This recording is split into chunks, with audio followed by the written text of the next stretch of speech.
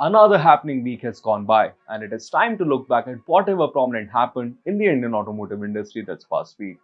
This is Anand Pandey, you're watching VPC Top Gear Mag India, and it is about time that we begin this by an absolute banger. When I say banger, you didn't have to bang it in my face. So last week, we received a top secret folder from a certain photographer X, and the spy pictures included in this particular folder are nothing less than groundbreaking. This is the new upcoming Harley Davidson motorcycle solely developed for markets like India. When you hear Harley Davidson, imagining a thumping V twin motorcycle is the ideal order. But the iconic American bike maker is developing a single cylinder motorcycle in association with Hero Motocorp.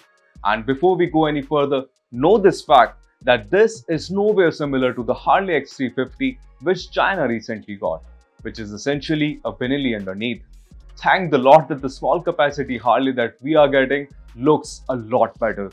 Inspired by the XR1200, the HD4XX looks like a sleek roadster with modern elements like LED headlamps, USB forks, and digital instrumentation. The machined alloy wheels are a thing of beauty though.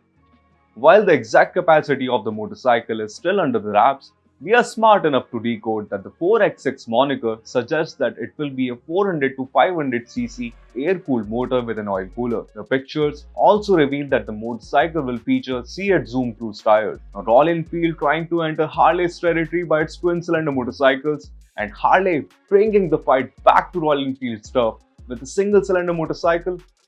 Interesting times lay ahead. Motorcyclists, particularly Yamaha fanboys, it is time to rejoice because the Japanese bike maker will now answer the call of the blue in the actual fashion by unleashing its big guns on the Indian shores. Now, these are actually the motorcycles Yamaha is actually renowned for, not a deformed child like the Yamaha FZX turned out to be, aesthetically speaking.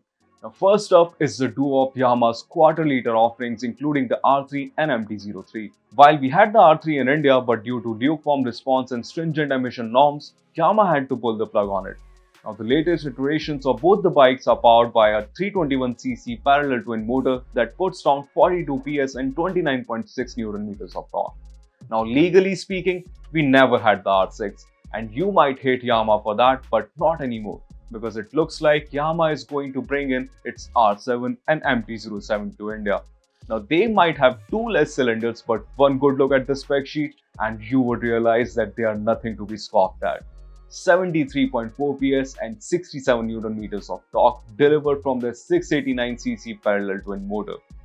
Now, the triplet of Yamaha's upcoming middleweight bikes will be completed by the MT-09. Now, I can already sense the wheelie boys already ordering a ton of tissue papers to wipe away happy tears. Mind you, dirty fellow.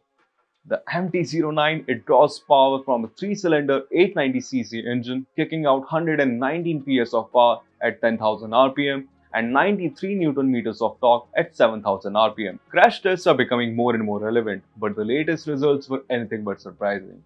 You see, when manufacturers like Maruti, Suzuki and Volkswagen are involved, it becomes easier for us to predict the results, no? Inspired by their SUV counterparts, the Volkswagen Virtus and the Skoda SLAVIA have become one of the safest cars in India. They have been awarded a 5-star safety rating by Global NCAP as they received 29.7 points for adult occupant safety and 42 points for child occupant protection.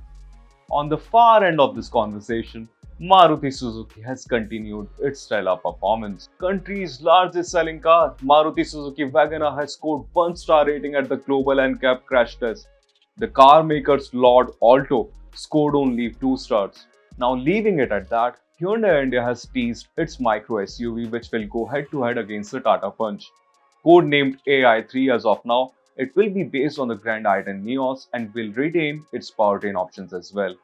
However, there could be a chance that it might also get Hyundai's 1.0-liter turbo petrol engine. If that is indeed the case, it is the AI3 which will deliver the punch, not Tata. In the Hyundai family tree, it will sit below the Hyundai Venue. Here's hoping that you found some value in this video, and if you did, don't forget to like and subscribe to our YouTube channel. Until next time, till we see you with a bunch of freshly baked updates.